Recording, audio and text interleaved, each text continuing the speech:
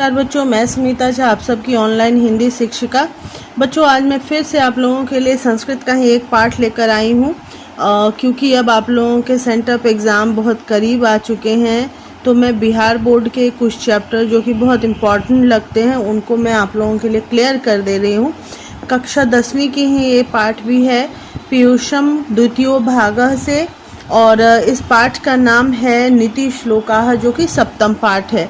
आपने अभी तक जो भी मंथली टेस्ट दिए होंगे उसमें देख लिया होगा कि ये बड़ा इम्पॉर्टेंट पार्ट है। इसमें से वैकल्पिक प्रश्न तो आते ही हैं, साथ ही साथ आपको जो बड़े प्रश्न होते हैं 2 नंबर वाले वो भी दे दिए जाते हैं, इसलिए इस पाठ को बिल्कुल नज़रअंदाज नहीं किया जा सकता। सबसे पहले हम लोग पाठ परिचय देखते हैं। जैसा कि मैं पहले भी आप लोगों को बता चुकी हूँ, इस पाठ का भी पाठ परिचय हम लोग देख लेते हैं कि क्या लिखा हुआ है इसमें, है ना, और फिर हम लोग आगे शुरू करेंगे। देखिए यहाँ पे पाठ परिचय में जो आपके बुक में दिया हुआ है, फिर मैं उसका हिंदी भी आपको बताऊंगी। इस पाठ में व्यास रचित महाभारत के उद्योग पर्व के अंतर्गत 8 अध्यायों की प्रसिद्ध विदुर नीति से संकलित 10 श्लोक हैं। याद रखिएगा, महाभारत के उद्योग पर्व के अंतर्गत मतलब उस पर्व में जो दिया हुआ है उसके 8 अध्याय की प्रसिद्ध विदुर नीति से संकलित 10 श्लोक हैं। इनको ध्यान रखिएगा। महाभारत युद्ध के आरंभ में धृतराष्ट्र ने अपनी चित्त शांति के लिए विदुर से परामर्श लिया था। चित्त शांति, अपने मन की शांति के लिए विदुर धृतराष्ट्र और पांडु थे, उनके भाई लगते थे और वहाँ के मंत्री थे, बहुत बड़े ज्ञानी थे, राजनीतिज्ञ थे। महाभारत में उनका बहुत बड़ा रोल रहा है। उन्हीं से परामर्श लेते हैं धृतराष्ट्र, और क्योंकि उनका मन बड़ा विचलित रहता है कि ये युद्ध जो हो रहा है वो सही है गलत है, तो ये सब जानने के लिए धृतराष्ट्र उनसे पूछते हैं। धृतराष्ट्र दुर्योधन के पिता का नाम है, जो कि हस्तिनापुर के महाराज थे उस समय। विदुर ने उन्हें स्वार्थपरक नीति त्याग कर राजनीति के शाश्वत परमार्थिक उपदेश दिए थे। स्वार्थपरक नीति त्याग कर, स्वार्थ यानी कि सेल्फिशनेस को त्याग कर, अपने भले को त्याग कर किस तरह से राजनीति के शाश्वत यानी जो हमेशा से चले आ रहे हैं परमार्थ यानी दूसरों का भला सोचना, तो शाश्वत परमार्थ के विषय में उनको बताया था कि अगर आप राजनीति में हैं, आप राजा हैं, तो आपको अपना भला सिर्फ नहीं सोचना है, अपने स्वार्थ के लिए नहीं सोचना है, बल्कि आपको परमार्थ के लिए सोचना है। इस तरह का उन्होंने उपदेश दिया था। इन्हें विदुर नीति कहते हैं। चूँकि इन्होंने ये विदुर ने बताया था, इसलिए इसको विदुर नीति कहा गया है। नीति का मतलब होता है व्यवहार, करने योग्य, क्या करना चाहिए, ठीक है। तो विदुर की नीति है ये, वही बताया गया है इस श्लोक में। इन श्लोकों में विदुर के अमूल्य उपदेश भरे हुए हैं। विदुर ने जो उपदेश दिए हैं, जो संदेश दिया है, जो ज्ञान दिया है, वो इन्हीं श्लोकों में बताया हुआ है, ठीक है। अब यहाँ पे देखते हैं क्या बताया गया है। अयम पाठः सुप्रसिद्धस्य ग्रंथस्य महाभारतस्य उद्योग पर्वणः अंक विशेषः अध्यायाः 33 से 40 रूपायाः विदुर नीते संकलितः। अभी वहाँ हमने पढ़ा था कि विशेष 8 अध्याय, तो विशेष 8 अध्याय कौन से हैं? अध्याय नंबर 33 से 40 तक का। ये 8 अध्याय जो हैं उन्हीं में से कुछ श्लोक यहाँ पे दिए हुए हैं, ठीक है। तो यहाँ बताया गया अयम पाठ, यह पाठ सुप्रसिद्ध ग्रंथ महाभारत के उद्योग पर्व के विशेष अंश से कुछ खास अंश, वो खास अंश है अध्याय 33 से लेकर 34 तक, वो 8 अध्याय से संकलित किया गया है। मतलब उद्योग पर्व में विदुर नीति का एक भाग है, और उस भाग के 8 अध्याय जो है उनमें से कुछ श्लोक लेकर के यहाँ पर दिया गया है। युद्धम आसन्नम प्राप्य धृतराष्ट्रो मंत्री प्रवरम विदुरम स्वचित्तस्य शांतये कांश्चित् प्रश्नान् नीति विषयकान् पृच्छयति। जब युद्धम आसन्न, जब युद्ध बिल्कुल सामने आ गया था, आसन्न मतलब बिल्कुल करीब आ गया था, तो सामने आ गया देखकर धृतराष्ट्र ने मंत्री प्रवर मतलब अपने मंत्री, विशेष मंत्री विदुर से अपने मन की शांति के लिए, स्वचित्तस्य शांत है, अपने मन की शांति के लिए कुछ प्रश्न जो कि नीति विषयक थे उनसे पूछते हैं। कौन पूछते हैं? धृतराष्ट्र पूछते हैं। किससे पूछते हैं?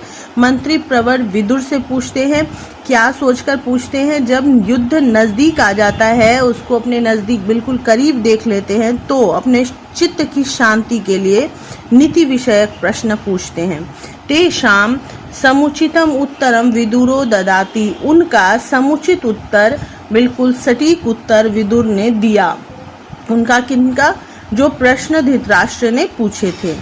तदैव प्रश्नोत्तर रूपम ग्रंथ रत्नम विदुर नीति, और वही तदा एव, वही जो है, जो प्रश्न का उत्तर विदुर ने दिया था और प्रश्न पूछा था धृतराष्ट्र ने, तो उसी को प्रश्न उत्तर के रूप में ग्रंथ रत्न विदुर नीति को लिखा गया है। ग्रंथ रत्न यानी कि ग्रंथों में रत्न के समान, कीमती पत्थर के समान है विदुर नीति नामक ये भाग।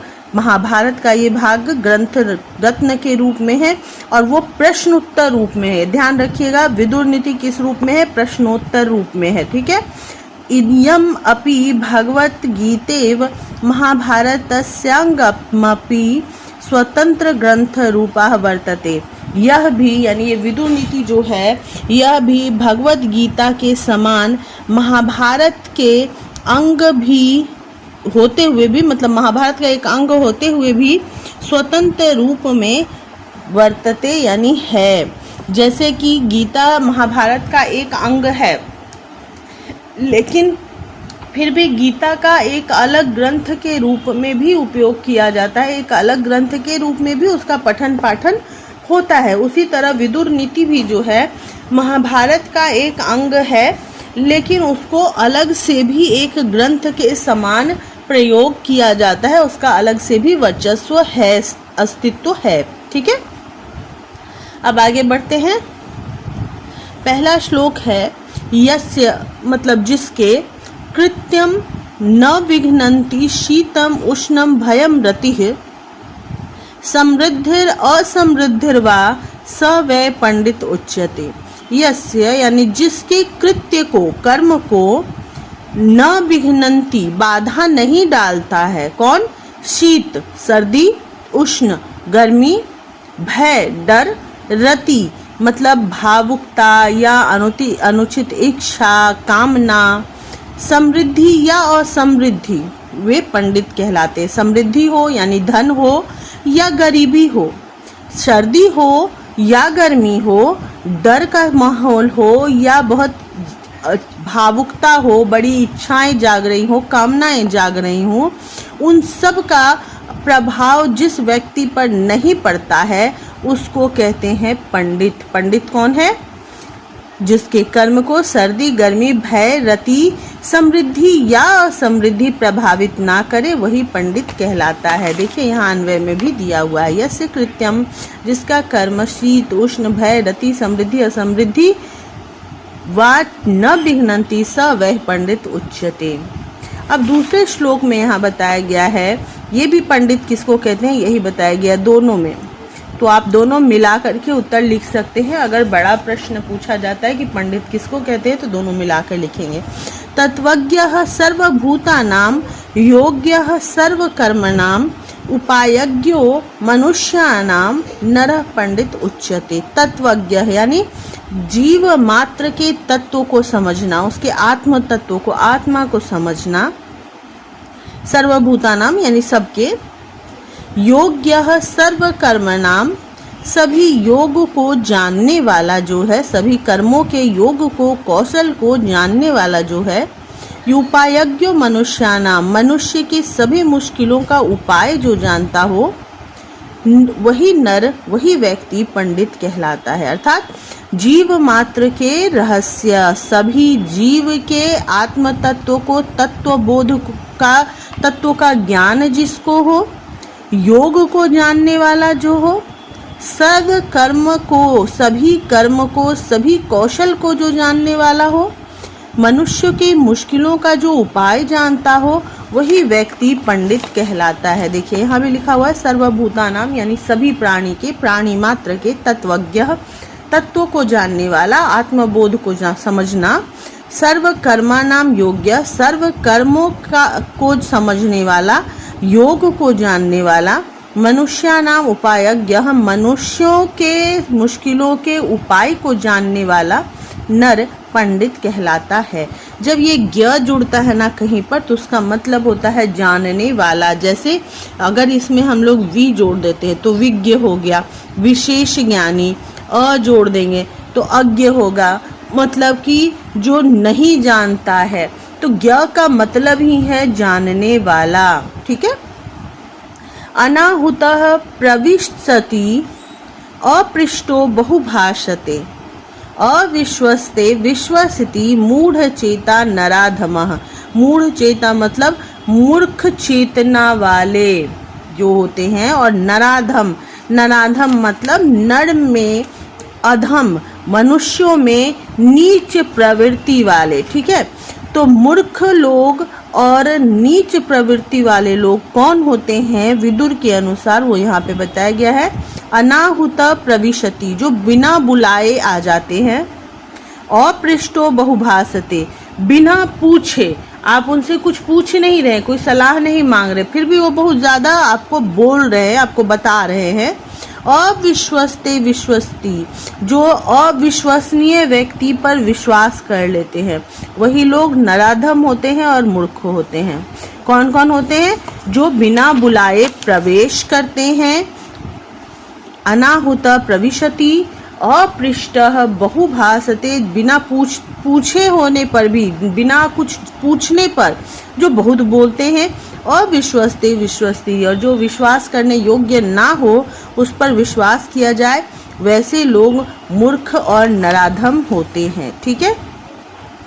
अगला श्लोक बताया गया है, एको धर्म परम श्रेय, क्षमय का शांतिर उत्तमा, विद्येय का परमा तृप्ति, अहिंसय का सुखावहा। एको धर्म, एकमात्र धर्म, परम श्रेय, सबसे श्रेष्ठ है। हमारा जो धर्म है उस पर स्थिर रहना ही सबसे श्रेष्ठ है, सबसे श्रेय दाता है, ठीक है। क्षमा एका, क्षमय का, क्षमा एका, क्षमा एका शांतिर उत्तमा, और क्षमा एकमात्र ऐसी चीज है जो शांति, उत्तम शांति है। उत्तम शांति कौन प्रदान करती है? क्षमा। एकमात्र शांति प्रदान करने वाली चीज जो है वो क्षमा है। विद्या एक का परमा तृप्ति, और परम तृप्ति देने वाली एकमात्र चीज है जो विद्या है। एक विद्या ही है जो परम तृप्ति देती है। अहिंसा एका सुखावहा, और एकमात्र अहिंसा ही है जो सुख देता है, प्रदान करता है, ठीक है। बताया गया है एक धर्म परम श्रेय, धर्म एकमात्र जो है जो परम श्रेष्ठ है, सबसे श्रेष्ठ है, आपको श्रेय प्रदान करता है। और एकमात्र क्षमा जो है वही उत्तम शांति है। उत्तम शांति अगर आपको चाहिए, मन की शांति चाहिए, तो क्षमा कर दीजिए। एका विद्या परमा तृप्ति, और एकमात्र विद्या ही परम तृप्ति तक पहुंचा सकता है आपको, पहुंचा सकती है आपको। और एका अहिंसा, एकमात्र अहिंसा ही परम सुख दाता है, ठीक है। ऐसा विदुर ने समझाया है। अगला है त्रिविधम नरकस्येदं द्वारम नाशनमात्मनः कामः क्रोधस्था लोभस्त अस्मादेतत् त्रयं त्यजेत। विदुर बताते हैं कि त्रिविधम, तीन प्रकार के, नरकस्येदं द्वारम, नरक का ये द्वार है, नरक का जो द्वार है वो तीन प्रकार का है। जो नाशनम आत्मनः, जो आत्मा का नाश कर देता है। नरक का तीन प्रकार का द्वार है जो आत्मा का नाश कर देता है। कौन कौन? कामः क्रोधस्तथा लोभस्तस्मादेतत्, काम, क्रोध और लोभ। एतद् त्रयं त्यजेत, इसलिए एतत्, ये तीनों जो हैं इनको त्याग देना चाहिए। किस लिए? आत्मा की रक्षा के लिए। ठीक है, क्या बताया गया है? नरक के द्वार 3 प्रकार के हैं। नरकस्य इदम त्रिविधम द्वारम। नरक के द्वार 3 प्रकार के हैं, काम, क्रोध तथा लोभ। काम, क्रोध और लोभ। तस्मात् आत्मनः नाशनम, उसके द्वारा आत्मा का नाश होता है। एतत्त्रयम् त्यजेत, इन तीनों का त्याग कर देना चाहिए। अब काम का मतलब क्या होता है? काम का मतलब होता है अनुचित कामना, वासना, अनुचित इच्छा, क्रोध, गुस्सा और लोभ, लालच। तो काम जब बढ़ जाता है, वासना जब किसी चीज़ के प्रति हो, चाहे वो नारी के प्रति हो, चाहे संपत्ति के प्रति हो, तो जब वो अनुचित रूप से बढ़ जाए तब, या लोभ बहुत ज़्यादा किसी के मन में हो, तब व्यक्ति उचित अनुचित नहीं समझता। अपनी कामना को, अपनी लालच को पूरा करने के लिए वो किसी हद तक नीचे गिर सकता है।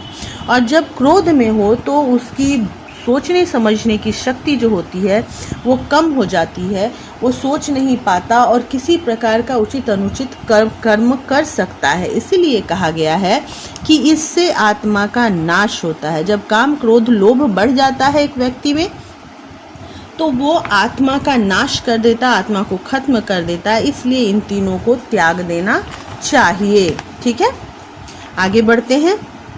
षड दोषा पुरुषे नेहे हातव्या भूतिमीक्षिता। षड दोषा, 6 दोष, षड मतलब 6 दोष पुरुषों को, व्यक्तियों के द्वारा, आदमी के द्वारा हातव्या भूतिमीक्षिता, त्याग देना चाहिए अगर उसे ऐश्वर्य पाने की इच्छा हो, संपत्ति, धन, बहुत समृद्ध होने की इच्छा अगर है तो उनको 6 दोष त्याग देने चाहिए व्यक्ति को। कौन से 6 दोष? निंद्रा, तंद्रा, भय, क्रोध, आलस्य और दीर्घसूत्रता। निंद्रा मतलब बहुत सोने की आदत। तंद्रा मतलब कि ना सोए हैं न जागे हुए हैं, ऊँघ रहे हैं, बैठे हुए हैं आलस्य करके, वो चीज़। भय को त्याग देना है कि ये काम करूं ना करूं, होगा नहीं होगा। तो ये सोच अगर हम लोगों के अंदर बना रहेगा तो हम काम कभी शुरू नहीं कर पाएंगे। निंद्रा बहुत ज़्यादा आती है तो हम अपने काम को पूरा नहीं कर पाएंगे, लेट करेंगे। तंद्रा है तो हम शुरू भी नहीं करेंगे, वो करेंगे ना करके हम टालते रहेंगे। क्रोध हो तो काम अगर बन भी रहा हो तो भी हमारा गुस्सा उस काम को खराब कर सकता है। और अगर आलस्य है या दीर्घसूत्रता मतलब काम को लंबा खींचने की आदत की, कल करेंगे। आलस्य भी होता है तो यही करते हैं कि चलो आगे बढ़ा देते हैं, बाद में करेंगे। तो ये ऐसा अगर हम करते हैं तो हमारा काम एक पर एक बढ़ता जाता है और हम पीछे होते जाते हैं। तो अगर हमें पीछे नहीं होना है, आगे बढ़ना है, ऐश्वर्य प्राप्त करने की इच्छा है तो इन 6 दोषों को त्याग देना चाहिए। कौन से 6 दोष? निंद्रा, तंद्रा, भय, क्रोध, आलस्य और दीर्घसूत्रता। देखिए यहाँ पर भी लिखा हुआ है, भूतिम इक्षता पुरुषेन, जो ऐश्वर्य की इच्छा रखते हैं ऐसे पुरुषों के द्वारा इह निंद्रा, तंद्रा, भयम, क्रोध, आलस्यम, दीर्घसूत्रता, षड दोषा हातव्यः। वैसे लोगों के द्वारा निंद्रा, तंद्रा, भय, क्रोध, आलस्य, दीर्घसूत्रता, इन 6 दोषों को त्याग देना चाहिए। बच्चों मैं अभी अर्थ तो बता ही रही हूँ, यहाँ लिखा हुआ भी आप देख रहे हैं। अगर ये लिख नहीं पा रहे तो कोई बात नहीं, मैं पिछली बार की तरह आपको कुछ उत्तर दिखाऊंगी और वहाँ पे श्लोकों के अर्थ भी आपको मिल जाएंगे। हालांकि मैं जो भी बता रही हूँ उसको भी आप लिख सकते हैं। ठीक है, मैं अपने स्कूल में तो ऐसे ही बच्चों को लिखवाती हूँ, जैसे अर्थ बताती हूँ उसके बाद मैं उनको बोलती हूँ, वो अर्थ लिखते हैं और फिर बाद में उनको याद करते हैं। तो आप लोग भी आप चाहे तो मेरी बात सुन करके इसको लिख सकते हैं। ठीक है, सत्येन रक्ष्यते धर्मो विद्या योगेन रक्ष्यते। सत्य के द्वारा, ये तृतीय विभक्ति है, सत्य के द्वारा धर्म रक्षित होती है, रक्षा की जाती है। सत्य के द्वारा किसकी रक्षा की जाती है? धर्म की रक्षा की जाती है। विद्या योगेन रक्ष्यते, और विद्या योग के द्वारा रक्षा की जाती है, योग से रक्षा की जाती है विद्या की। मृज्या रक्ष्यते रूपम, उपटन या मिट्टी। मृज्या हालांकि मतलब होता है मिट्टी, लेकिन यहाँ मिट्टी नहीं, उपटन की बात की गई है। वो जो फेस पैक और फेस मास्क वगैरह लगाते हैं ना, उसी को उपटन पहले कहते हैं। जैसे कहते थे जिसमें कि हल्दी चंदन वगैरह मिला करके घरेलू जो फेस पैक बनाया जाता था, उपटन बनाया जाता था, उसी की बात की जा रही है कि मृजया रक्षते रूपम, उपटन के द्वारा रूप की रक्षा की जा सकती है। और कुलम वृत्तेन रक्षते, और अपने कुल की परंपरा, कुल का नाम, गौरव जो है वो वृत्ति यानी व्यवहार के द्वारा रक्षा की जाती है। ठीक है, मतलब धर्म की रक्षा सत्य से कर सकते हैं, विद्या की रक्षा योग से की जाती है, उपटन के द्वारा रूप की रक्षा की जाती है, और वंश के गौरव की, कुल के गौरव की रक्षा व्यवहार से होती है। यहाँ पे भी दिया हुआ है धर्म सत्येन रक्षते, धर्म सत्य के द्वारा रक्षा की जाती है। विद्या योगेन रक्षते, विद्या की रक्षा योग के द्वारा होती है। रूपम मृजया रक्षते, रूप को उपटन के द्वारा रक्षा करते हैं। और कुलम वृत्तेन रक्षते, और कुल वंश की रक्षा वृत्ति के द्वारा, व्यवहार के द्वारा की जाती है। ठीक है, आगे बढ़ते हैं। अगला श्लोक देखिए। सुलभा पुरुषा राजन सततम प्रिय वादिना। यहाँ राजन किसको बोला गया है? धृतराष्ट्र को बोला गया है, क्योंकि प्रश्न कौन कर रहे हैं? धृतराष्ट्र कर रहे हैं। और कौन कह रहे हैं ये बात? ये कह रहे हैं विदुर। ध्यान रखेंगे, अक्सर हाँ इसमें पूछा जाता है कि राजन यहाँ किसको कहा गया है। सुलभा पुरुषाः राजन, सुलभ यानी आसानी से प्राप्त किए जाने वाले पुरुष होते हैं राजन, हमेशा सत्य बोलने वाले। मतलब हे राजन, जो हमेशा प्रिय बोलने वाले, सततम मतलब हमेशा प्रिय बोलते हों, ऐसे लोग सुलभ हैं, मतलब आसानी से मिल जाते हैं। हालांकि ऐसा दुनिया में बहुत कम लोग रह गया है जो हमेशा सत्य बोले, लेकिन फिर भी वो प्राप्त करना आसान है।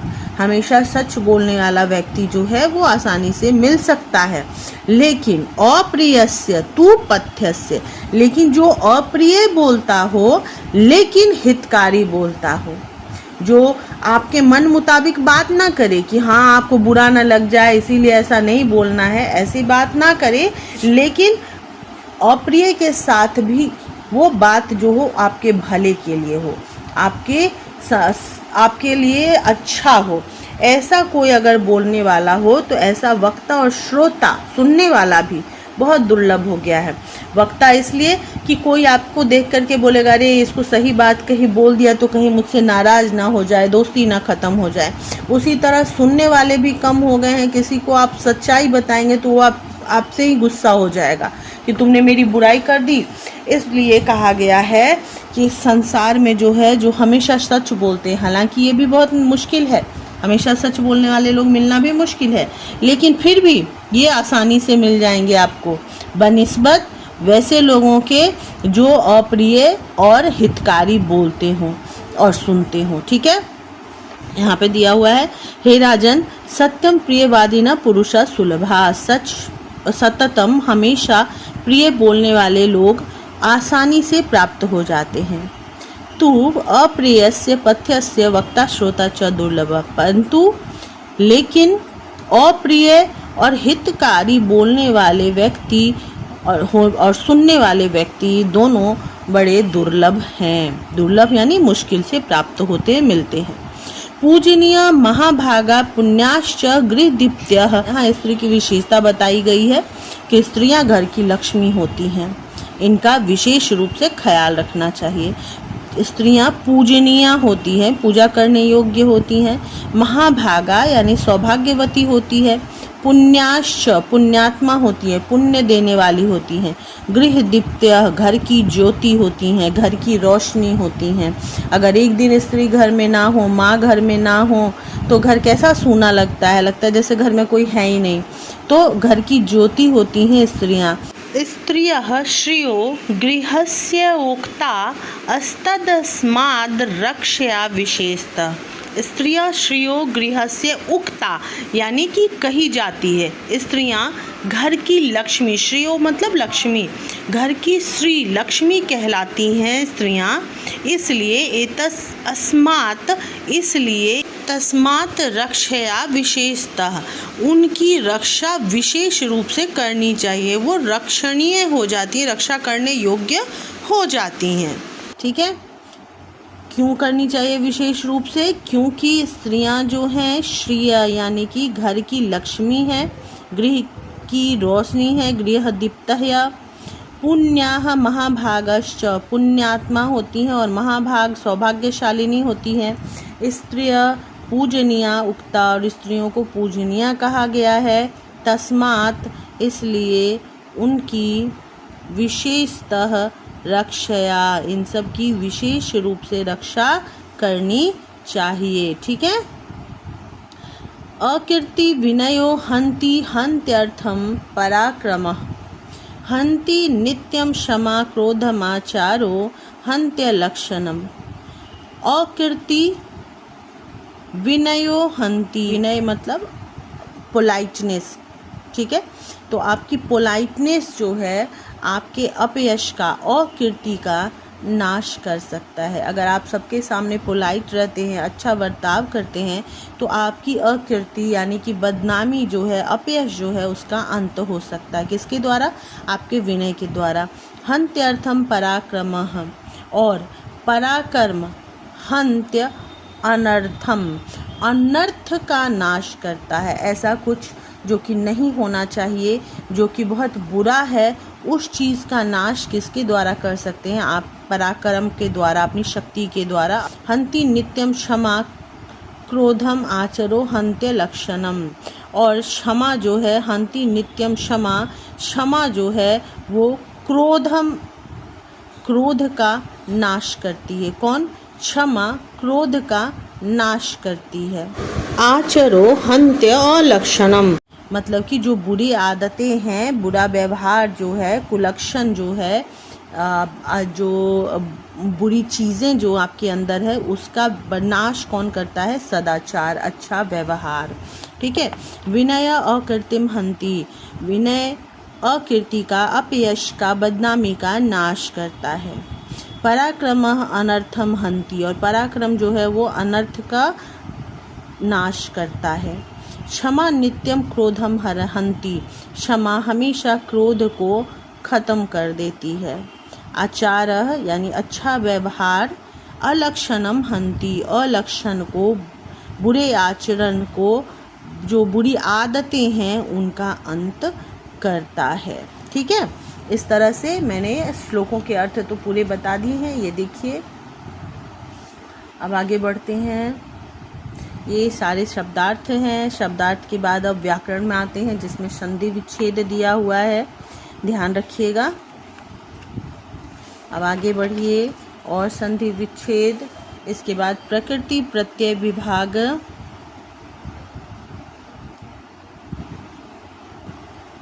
अब चलिए प्रश्नों के उत्तर मैं हिंदी में आपको बताते जाऊंगी। विदुरः कः आसीत्, संस्कृत वाला यहाँ लिखा हुआ है, मैं हिंदी में बता रही हूँ। विदुरः कः आसीत्, विदुर कौन था? धृतराष्ट्रस्य मंत्री प्रवरः, धृतराष्ट्र के मंत्री। मूढ़ चेता नराधम कस्मिन् विश्वसति, मूढ़ चेता यानी मूर्ख और नराधम व्यक्ति किस पर विश्वास करते हैं? अविश्वस्ते यानी अविश्वसनीय लोगों पर। उत्तमा शांति का, उत्तम शांति कौन है, क्या है? क्षमा। का परमा तृप्ति, और परम तृप्ति क्या है? विद्या। नरकस्य कियद् द्वारम परिगणितम, नरक के कितने द्वार गिने गए हैं? त्रिविधम, 3 प्रकार के। विद्या केन रक्ष्यते, विद्या किसके द्वारा रक्षित होती है, रक्षा की जाती है? योगेन, योग के द्वारा। विनय कम हन्तिम, विनय किसका नाश करता है? अकीर्तिम यानी अपयश का। अर्थ भी दिया यहाँ पे मैंने रिक्त स्थान को। ठीक है, अब आगे बढ़िए। केशाम तत्वज्ञ पंडित उच्यते, किसके तत्व को समझने वाले को पंडित कहा जाता है? सर्वभूतानाम, सभी प्राणियों के तत्व को जानने वाला पंडित कहलाता है। सर्वभूतानाम मतलब सभी प्राणियों को। ठीक है, किसके तत्वों को जानने वाला पंडित कहलाता है? सभी प्राणियों के, प्राणी मात्र के। अनाहुत क प्रविशति, बिना बुलाए कौन आता है? मूढ़ चेता नराधम, मूर्ख और नराधम व्यक्ति बिन बुलाए आता है। धर्म केन रक्षते, धर्म किसके द्वारा रक्षित होती है? सत्येन, धर्म किसके द्वारा रक्षित होता है? सत्य के द्वारा। क्षमाकम हंति, क्षमा किसका नाश करता है? क्रोध का। सुखावहा का, सुखदाता कौन है? अहिंसा। नरकस्य त्रिविधम द्वारम कस्य नाशनम, नरक के 3 प्रकार के द्वार किसका नाश करते हैं? आत्मा का। केन षड दोषा हातव्या, किसके द्वारा 6 दोषों को त्याग देना चाहिए? भूतिम भिक्षता, मतलब जो ऐश्वर्य चाहते हैं उनको 6 दोष त्याग देने चाहिए। अब आगे प्रश्न है, उदाहरण यहाँ पर क्या है बताया गया है? ये 3 प्रत्यय के बारे में। जब किसी भी धातु के साथ 3 प्रत्यय का जो जोड़ होता है, आधा क, त में हर्षे और न, 3 प्रत्यय जब जुड़ता है किसी भी धातु में, ये धातु है, क्रिया शब्द ही है, तो ये भाववाचक संज्ञा की रचना होती है। धातुओं से 3 प्रत्यय जोड़ा जाता है और उसका सिर्फ ती शेष रह जाता है। आधा क और लास्ट का न जो है वो ये जो क था यहाँ पे, इस क का हट जाता है और यहाँ पर ये जो न है ये न हट जाता है, सिर्फ क्या बच जाता है? ती बच जाता है जब 3 प्रत्यय धातु में जुड़ता है तो। और इससे बने शब्द जो होते हैं वो स्त्रीलिंग होते हैं और इसका रूप जो है मति शब्द रूप के समान चलता है। मैंने यहाँ पे विस्तार से लिख भी दिया है किसके अनुसार चलता है? मति शब्द रूप, जो कि स्त्रीलिंग शब्द है। तो जो भी शब्द 3 प्रत्यय के योग से बनेंगे वो स्त्रीलिंग शब्द होंगे और भाववाचक संज्ञा होंगे। ठीक है, यहाँ पे मैंने लिखा हुआ है, इनको आप देख लीजिएगा, याद कर लीजिएगा। और भी है यहाँ पे। अब आगे बढ़ते हैं। अब यहाँ पे वाच्य परिवर्तन बताया गया है। ये मैंने आपको पहले भी बताया है शॉर्ट में, अभी भी फिर मैं शॉर्ट में ही समझाऊंगी इसको फिर से। अब जब कर्तृवाच्य को कर्मवाच्य में बदलना हो तो क्या करना होता है?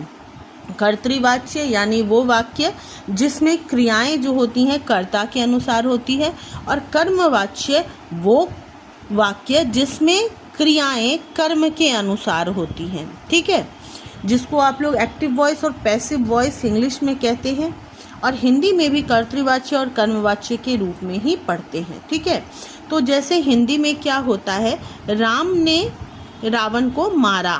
ठीक है, तो यहाँ पर क्या हो गया, ये है राम के अनुसार मारा यानी क्रिया का रूप लगा हुआ है, राम ने रावण को मारा। ठीक है, तो ये क्या है, ये है कर्ता और ये है कर्म। रावण को मारा, मारने का प्रभाव रावण पर पड़ा, तो ये कर्म यानी ये द्वितीय विभक्ति में है और ये प्रथमा विभक्ति में है। लेकिन जब हम इसको कर्मवाच्य में बदलते हैं तो क्या हो जाता है, राम के द्वारा रावण मारा गया। अब यहाँ क्या हो गया कि राम के द्वारा यानी ये तृतीय विभक्ति में हो गया। ये राम ने यहाँ पे कर्म कर्ता कारक जो था वो यहाँ तृतीय विभक्ति में हो जाएगा, और रावण जो यानी कर्म जो था वो यहाँ पर कर्ता कारक होगा, रावण मारा गया। ठीक है, तो ये द्वितीय विभक्ति जो है प्रथमा विभक्ति में परिवर्तित हो जाएगा। ठीक है, अब उसी तरह संस्कृत में भी जो है कर्तृवाच्य यानी कर्ता के अनुसार जो वाक्य है उसमें है विनयः अकीर्तिम हन्ति, विनय अकीर्ति का नाश करता है। ठीक है, तो विनयः जो है वो प्रथमा विभक्ति में है और अकीर्तिम जो है यानी अपयश जो है ये कर्म है यानी द्वितीय विभक्ति में है और ये क्रिया का रूप है। लेकिन जब इसको कर्मवाच्य में बदला गया तो ये विनय के द्वारा अकीर्ति का नाश होता है। विनय के द्वारा इसको हम तृतीय विभक्ति में बदल देंगे विनय को, तो यहाँ पे क्या हो जाएगा, विनयेन, विनयः तृतीय विभक्ति में विनयेन अकीर्ति, क्योंकि ये द्वितीय विभक्ति जो था ये अब प्रथमा विभक्ति में बदलेगा, अकीर्तिः हन्यते, और ये आत्मनेपदी में परिवर्तित हो जाएगा। जो परस्मैपदी था, परस्मैपदी क्रिया जो है वो आत्मनेपदी क्रिया में परिवर्तित हो जाएगा। ठीक है, कर्ता जो है वो तृतीया विभक्ति में बदल जाएगा, कर्म प्रथमा विभक्ति में और क्रिया आत्मनेपदी में बदल जाएगा। लेकिन ये आत्मनेपदी में होते हुए भी जो है वो इसके अनुसार इसका रूप चलेगा। ठीक है, अब यहाँ पे देखिए आत्मनेपदी कैसे लिखा जाता है। जैसे तीता अंति था ना, परस्मैपदी में तीता अंति सीथा था आमियावाम, आत्मनेपदी में होता है ते एते अंते से ए थे ध्वे ए आवहे आमहे। ठीक है, इस तरह से रूप चलता है। देखिए लभ्यते लभ्य एते लभ्यन्ते लभ्यसे लभ्येथे लभ्य ध्वे, ध है यहाँ पे आधा और वह है लभ्य ध्वे लभ्ये लभ्यावहे लभ्यामहे। इसी तरह से इसका रूप बनेगा। ठीक है, यहाँ पे कर्मवाच्य दिया हुआ है धर्म सत्येन रक्ष्यते, धर्म सत्य के द्वारा रक्षा की जाती है। ठीक है, तो ये सत्येन जो है तृतीया विभक्ति में है, इसको हम लोग क्या करेंगे प्रथमा विभक्ति में ले आएंगे सत्यम।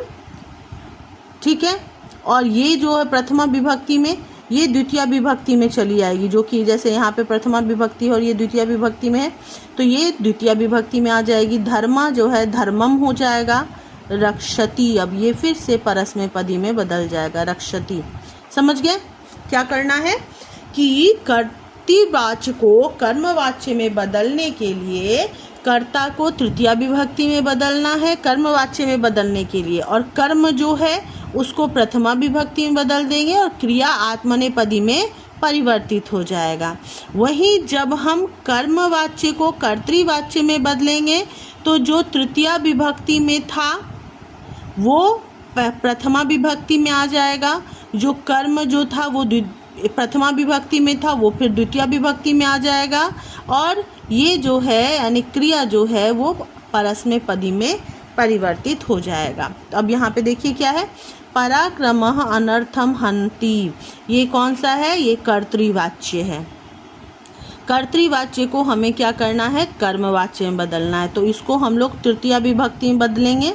तृतीया विभक्ति में जाएगा पराक्रमेण अनर्थम, ये प्रथमा विभक्ति, ये जो कर्म है द्वितीय विभक्ति इसको हम लोग कर देंगे प्रथमा विभक्ति में। अनर्थम चूंकि ये नपुंसक लिंग ही है इसीलिए अनर्थम होगा, और इसको हम लोग आत्मनेपदी में बदल देते हैं हन्यते। ठीक है, पराक्रमेण अनर्थम हन्यते। क्षमया क्रोध हन्यते, क्षमा के द्वारा क्रोध की हत्या होती है, अंत होता है। क्षमया अब इस तृतीय विभक्ति में है, इसको हम लोग प्रथमा विभक्ति में करते हैं। क्षमा क्रोधः ये प्रथमा विभक्ति है, इसको कर्म में बदलेंगे। क्रोधम हन्ति, इसको हम लोग परस्मैपदी में बदल देंगे। ये कर्मवाच्य है, इसको हमने कर्तृवाच्य में बदला है। ठीक है, तो इसको हमने क्या किया, तृतीय विभक्ति को प्रथमा विभक्ति में बदला, प्रथमा विभक्ति को द्वितीय विभक्ति में बदला, और ये जो है परस्मैपदी में परिवर्तित हो गया। ठीक है,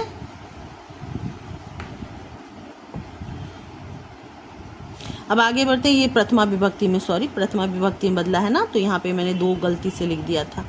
अब आगे बढ़ते हैं। योग विद्यायाम रक्षति, योग विद्या की रक्षा करता है, तो योग इसको हमने फिर से तृतीय विभक्ति में बदला। योगेन विद्यायाम ये द्वितीय विभक्ति है तो इसको प्रथमा विभक्ति में बदलेंगे। विद्या रक्षयते, ठीक है। उसके बाद मृजया रूपम रक्षयते, मृजा के द्वारा रूप की रक्षा होती है, ये कर्मवाच्य है, इसको कर्तृवाच्य में बदलेंगे तो फिर ये क्या हो गया प्रथमा विभक्ति में, ये द्वितीय विभक्ति में चला जाएगा। मृजा रूपम रक्षति, ठीक है। आचरणेन अलक्षणम हन्यते, आचरण के द्वारा अलक्षण का अंत होता है, तो इसको हम लोग प्रथमा विभक्ति में बदलेंगे, इसको द्वितीय विभक्ति में बदलेंगे और इसको परस्मैपदी में। तो आचारः अलक्षणम हन्ति, मया ग्रंथ पठ्यते, मेरे द्वारा ग्रंथ पढ़ा जाता है। अब ये मया जो है तृतीय विभक्ति में है तो इसको प्रथमा विभक्ति में बदलेंगे। अस्मत् शब्द रूप देखिए, तृतीय विभक्ति अस्मत् शब्द रूप, मया अस्मभ्यम अस्माभि। तो इसको हम लोगों को तो प्रथमा विभक्ति में बदलना है, तो यहाँ पे क्या हो जाएगा, प्रथमा विभक्ति अहम ग्रंथम पठामि। ठीक है, वयम वेदम पठाम, वयम यानी कि बहुवचन में है तो ये बहुवचन में जाएगा, वयम को हो जाएगा अस्माभिः वेदः पठयते, हम सब के द्वारा वेद पढ़ा जाता है। ठीक है, यहाँ तक समझ में आ गया। हो सकता है कि अभी पूरे अच्छे से क्लियर नहीं हुआ होगा, तो मैं इसके लिए एक और वीडियो आपके लिए बना दूंगी जिसमें सिर्फ वाच्य में आपको समझाऊं। ठीक है, अगर आपको लगता है कि इसकी ज़रूरत है, आपको वाच्य को पढ़ना है, तो मुझे प्लीज़ कमेंट करें। आप लोग थोड़े से स्वार्थी हो जाते हैं बच्चों, जो कि अच्छा नहीं है। अगर आपके किसी भी आग्रह पे मैं वीडियो बनाती हूँ, आपको कुछ बताती हूँ, तो कम से कम इतना तो मेरा बनता है कि आप लोग कमेंट करके मुझे बताएं कि हाँ ये हेल्पफुल है या नहीं है, अच्छा है या नहीं है। प्लीज़, मैं उसका वेट करती हूँ। ठीक है, तो अगर आपको वीडियो चाहिए वाच्य की तो आप मुझे कमेंट ज़रूर कीजिएगा। ठीक है, अब फिर अगला प्रश्न शुरू होता है पूरे वाक्य में। पुरुषेन के षड दोषा हातव्या, पुरुषों के द्वारा किन षड दोषों को त्याग देना चाहिए, 6 दोषों को। पुरुषेन निंद्रा तंद्रा भयम क्रोध आलस्यम दीर्घसूत्रता षड दोषा हंतव्या। कौन से 6 दोष? पुरुषों के द्वारा निंद्रा तंद्रा भय क्रोध आलस्य और दीर्घसूत्रता को त्याग देना चाहिए। क्यों त्यागना चाहिए मैंने श्लोक के साथ बताया था, और अभी मैं आपको उत्तर के साथ दिखा भी दूंगी। पंडित का उच्यते, पंडित किन को कहा जाता है? पंडित कहते हैं उनको जिन पर किसी प्रकार का, जिनके कृत्य पर, जिनके कर्म पर शीत उष्ण सर्दी गर्मी भय रति समृद्धि धन या निर्धनता का असर नहीं पड़ता है, और जो सभी जीवों के तत्व को जानता है, सभी योग को जानता है, सभी कर्म को जानता है, मनुष्य के सभी मुश्किलों का हल जानता है, उसे ही पंडित कहा जाता है। ठीक है, एक एव धर्म किम कथ्यते, एकमात्र धर्म ही क्या कहलाता है? श्रेयः श्रेष्ठ। नरकस्य कानि त्रीणि द्वाराणि सन्ति, नरक के कौन से 3 द्वार हैं? नरक के 3 द्वार हैं, काम क्रोध और लोभ। क्यों है ऐसे? काम क्रोध लोभ को नरक के 3 द्वार क्यों कहा गया है?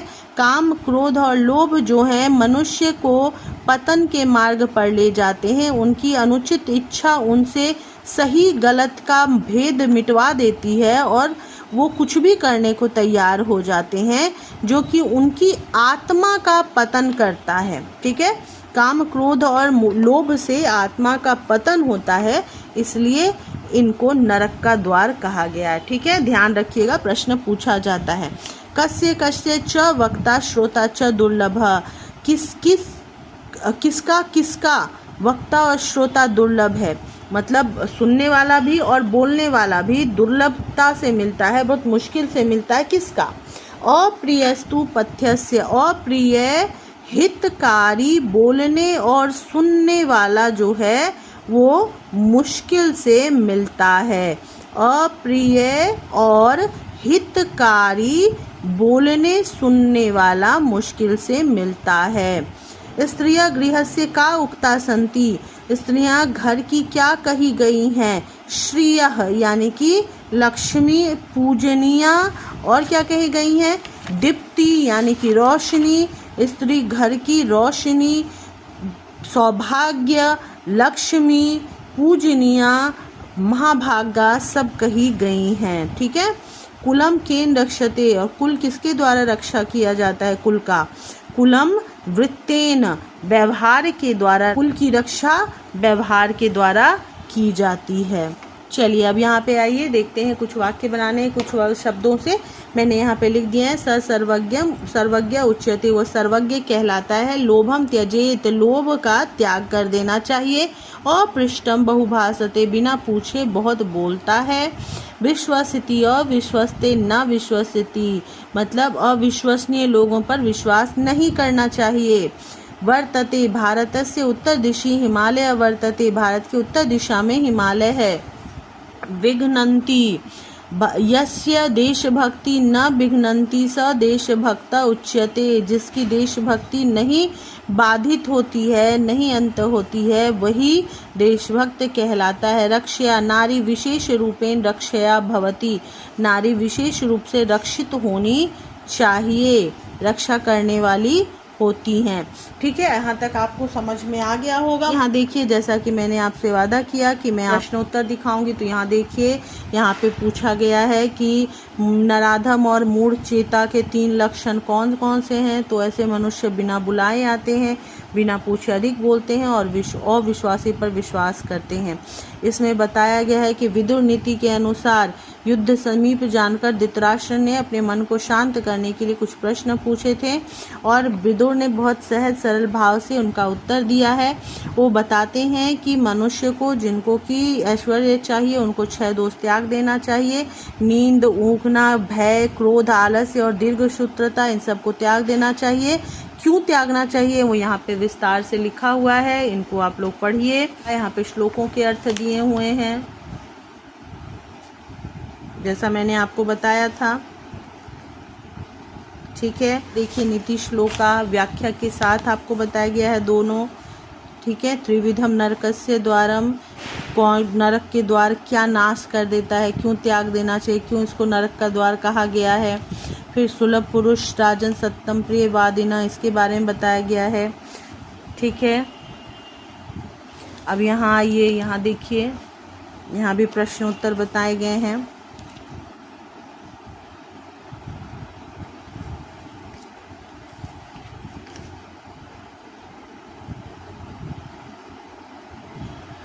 तो बच्चों, मुझे लगता है कि काफ़ी मैंने आप लोगों को बता दिया, समझा दिया। फिर भी अगर कहीं कोई संदेह हो, पूछना हो कुछ, तो आप लोग मुझसे बेझिझक प्रश्न कर सकते हैं।